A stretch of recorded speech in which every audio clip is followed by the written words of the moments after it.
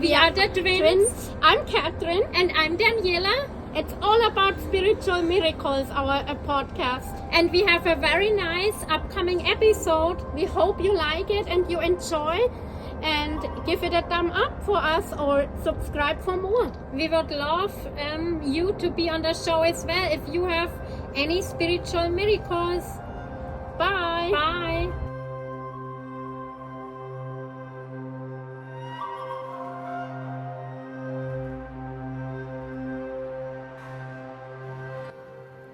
Thank you so much for having me. My name's Betty Guadagno. I'm dialing in from Brooklyn, New York, and I had a near-death-like experience in March of 2019 that completely transformed my life 180 degrees. I went from rock bottom to outer space. I'll start with my origin story so that I can paint a picture of who I was before my experience. I was addicted to drugs. I was a prostitute. I was homeless. I am an orphan to suicide. My parents both committed suicide in 2007. They were dealing with the repercussions of their own addiction. And everybody in my family is an addict in one way or another. There's lots of sexual trauma, lots of emotional and physical abuse that goes on in my family. I learned how to use substances when I was really young because I wanted to not feel my feelings. I was dealing with a lot of really uncomfortable feelings. I had already gone through so much abuse at a really young age, and I just wanted to not feel. And so I turned to substances or food or books or fantasy or TV, just anything that I could get my hands on to numb myself out. I am coming from zero spiritual awareness. My family is not spiritual in any way, so I was never taught about God or religion or anything like that. After my parents died, my life just became really super dark. I was dealing with an abandonment wound the size of the earth, and I just could not cope with who I was. And so then I started to abandon people. I have a little sister. When our parents died, I just left her. I moved across the country. I said, I can't deal with this. And I became a hurt person who was maliciously, intentionally hurting other people. It felt like a job to me, that this was my goal in life, was to make other people hurt as deeply and badly as I hurt. And so I caused mountains and mountains of harm to other people. Really ruthless. And, today I would call it that I was living in my shadow. Just like this victim mentality was my whole personality. I'm covered in tattoos of liquor bottles and packs of cigarettes. Like, my addiction was my whole life. It branded me. And then in 2019, I experienced a drug overdose and I died. And I had overdosed many times before. I'd never had a spiritual experience, just always woke up in a hospital bed, not sure where I was or what was going on. But this particular time, I started to experience divinity. The first part of my experience was a life review. And like I just shared, I was a traumatized person who was traumatizing other people. So I experienced that in my life review. And it was very uncomfortable. A lot of insane discomfort. The pain that I was causing other people, I had no idea because I was just so literally unaware. I didn't even know that I was causing harm to other people. And then I started to experience almost like a collective life review. Everything that's ever happened on earth, I was experiencing it in 1 second. The download was just like, psh, my whole awareness was blasted open. It felt like a scene out of the book The Giver, where like there's one person who holds all the memories that have ever happened on earth. I was that person. And I was experiencing childbirth, but I'm not a person who's had a child in this lifetime. I was experiencing the death of a child. I was experiencing suicide, homicide. I was experiencing marriage, love, elation, just everything, every experience that could happen to people, I was experiencing it.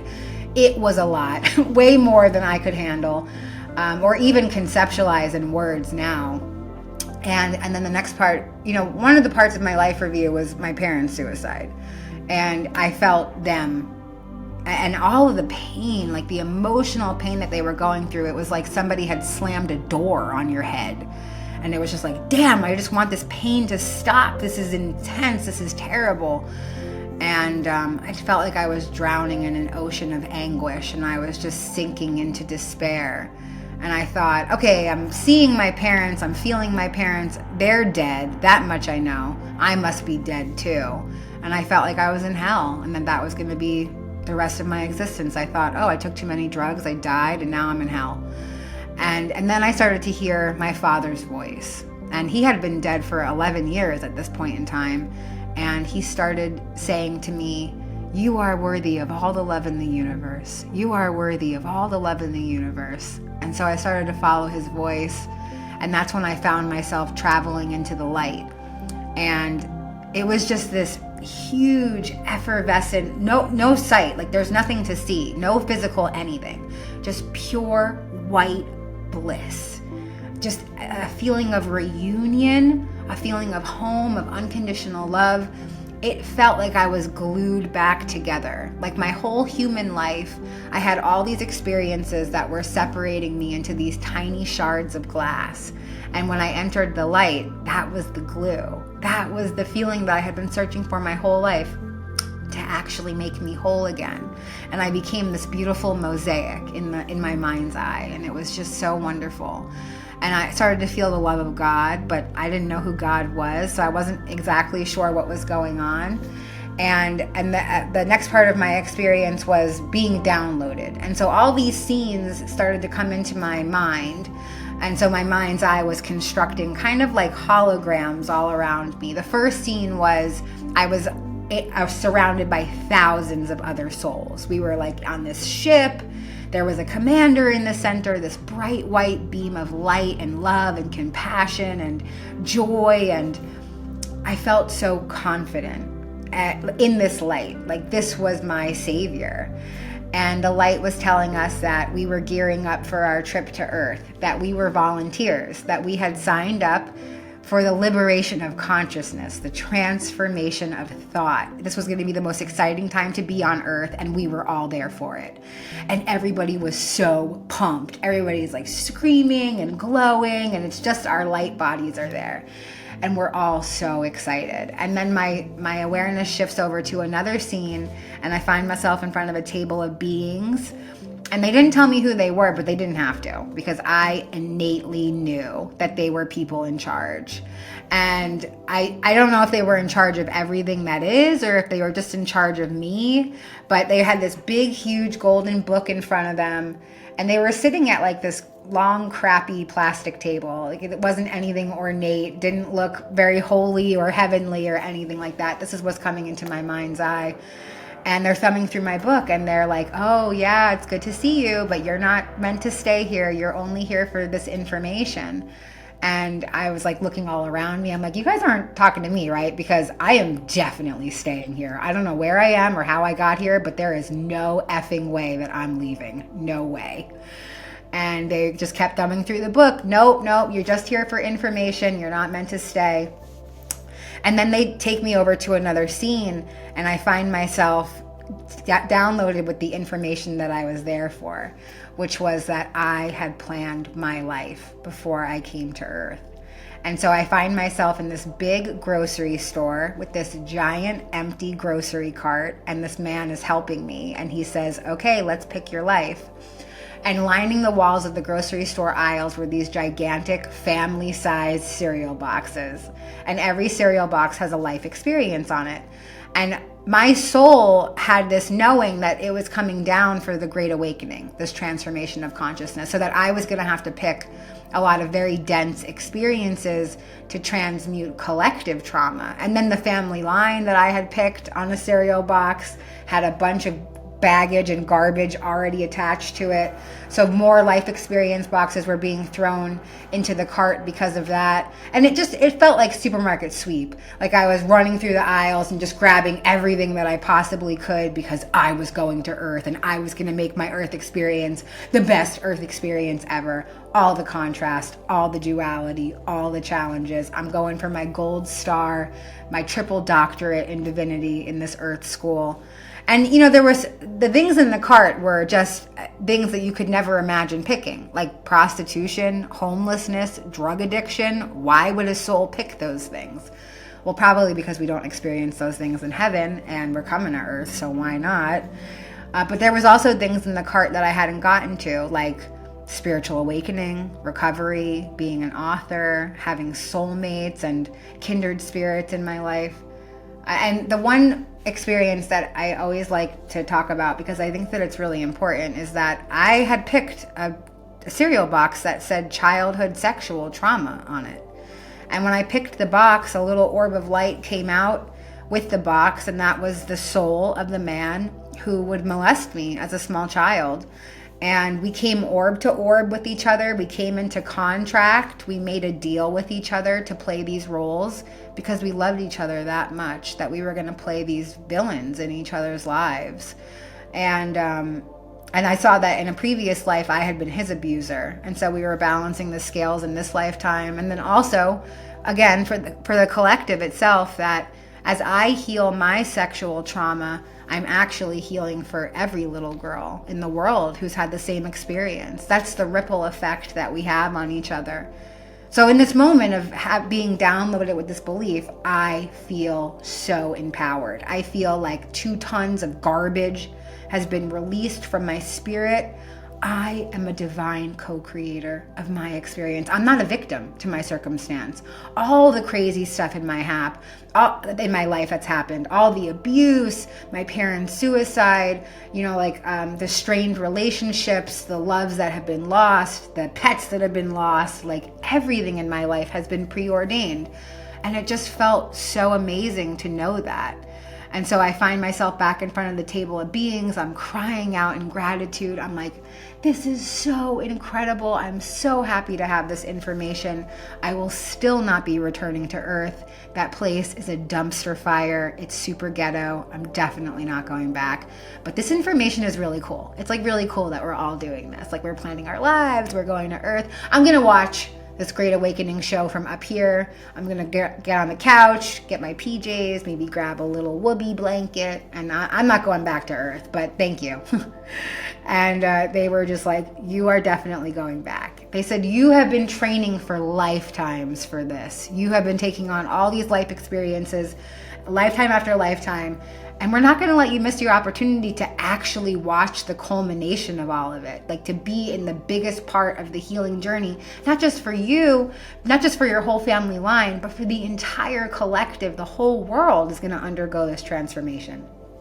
I was like, boo, not interested. Please stop. Like, I'm not doing this.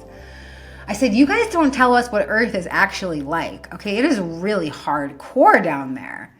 And they were kind of chuckling. They were like, yeah, you say that every time you come back here. And you still always insist on going back. And, none of this is really making sense to me. But I said, for sure, I cannot go back into the body that I just came from. And I could see my body on my bathroom floor, totally outside of myself, where I had overdosed. And I was like, look at her. She is a mess. I'm like, I can't go back into that. That body is glitched. It is broken, and I can't shove myself back into that. It's way too painful. And they said, okay, if you don't go back into her, we'll show you the baby that you're going to be reborn into. And again, my awareness shifted to another scene. They showed me this baby. It looked a lot like a video game character, like kind of this avatar rotating in a circular motion, and then all of her stats popped up next to her.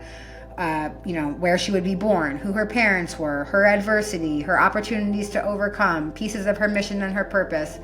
And she was going to take my life experience cart. She had to redo all the cereal boxes that I had already picked out. And I was like, oh my God. If these are actually my only choices, starting from zero or going back into that broken, gross, glitched body that I just came from, I guess I'm going back into her, because there's no way that I'm starting from zero. There's no way. And then my awareness started to shift back into my body once I made that decision. And the beings of light that were there with me, they were kind of calling out to me, and they said, listen, the first part of your life was boot camp. Nobody likes boot camp. It's insane. Like, you're doing 1,000 push-ups in the mud, somebody's screaming in your face, you're very, very homesick. But that part of your life is over. And the next part of your life will be carrying out your mission. You're going to have divine soulmates, kindred spirits, mentors, teachers, communities. You're going to be living in spiritual awareness. It's going to be so much better, so much easier. You're going to love it. Trust us. And I was like, I do not trust you guys. I don't think I've ever trusted you guys, whatever. And I found myself back in my body on my bathroom floor, and I just kind of like shook my head, and I was like, damn, I was so high that I thought I was talking to God. That's crazy. I'm never going to be that high ever again. I'm going to try to be that high again, but I'm never going to be that high again. And I just thought that it was all drug-induced psychosis. I didn't think that any of it was real because I had never heard of anything like this. I had never heard of a pre-birth plan, of a near-death experience. I had never heard of a spiritual awakening. I didn't know what any of this stuff was. And so I just kept living my life the way that I was, which meant that I was using drugs. I was prostituting my body to get money to use drugs. I didn't even have any vocabulary. Like all these words that I say today, I'm always blown away that my mind even works because I treated my mind and my body like a dumpster for over 20 years of my life. And the only vocabulary that I had was this long laundry list of drugs that I used and how much money it cost to be with me. There wasn't any space for any more thoughts in my head because I didn't use my mind for anything else. That was literally my whole life. And so then all of these divine coincidences, synchronicities, they started to show up in my life without my permission. And again, not knowing what they were. I just actually thought that I died for a long time. Like I still kind of think that. And I transferred into another reality after death.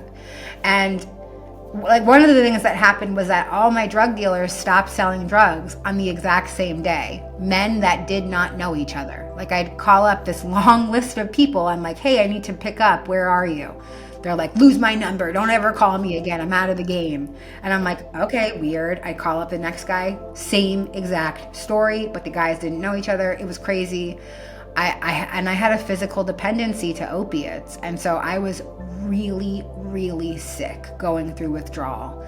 And I had like this moment of mental or spiritual suicide where I knew exactly what my parents had gone through, because the agony of physical withdrawal from opiates is like, it's the worst. I mean, the worst part about it is that there's actually nothing physically wrong with you. Your brain is so messed up. All the wires in your brain are totally crossed to make you think that you're in agonizing pain.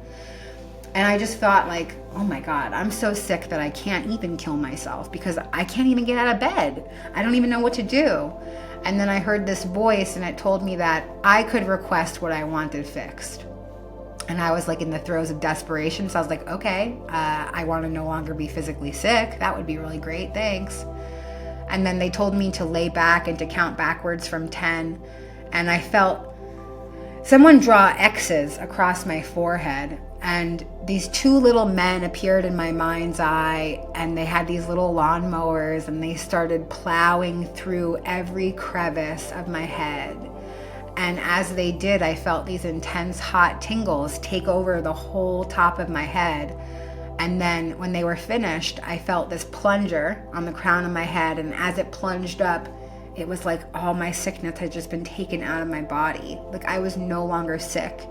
This 1 second before I was puking all over myself, welcoming death. And then I was totally well and healed and fine.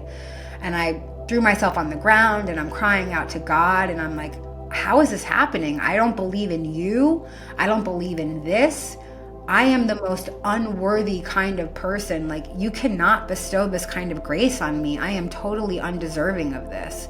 I'm a prostitute. I'm a drug addict. I'm an atheist. I'm an orphan to suicide. I'm a liar, manipulator, a thief. I've never done a kind thing for another person in my whole life. Why is this happening to me? And, you know, after that experience, I thought I was the second coming of Christ. I was like, oh my God, I'm actually Jesus. And I thought that I could heal people with just my hands. And I was insane. I was going out on the New York City subway system, putting my hands on homeless drug addicts. And I was like, I can heal you. It was so nuts. I had no idea what was going on with me. And I didn't even think to Google it. Like, Google what's happening to you. I didn't even think of any of that stuff. And then I found myself on a train that I was trying to proselytize on, but there was nobody in the train car, which is really weird in New York City because we have 9 million people here. So it's very odd in the middle of the day to have nobody on the train.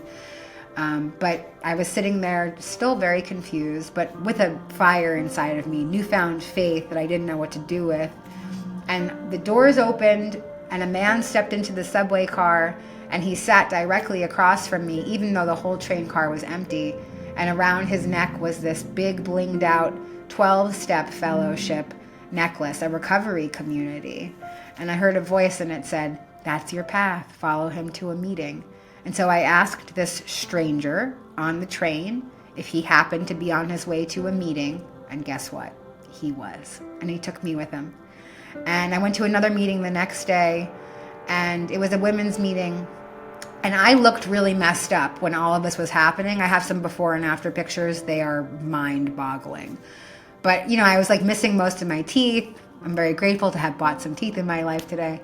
I had these huge holes all over my face because every time that I would get high, I thought that there were bugs that were living inside of me. And so I would pick myself open and cut myself with razor blades trying to get the bugs out of me.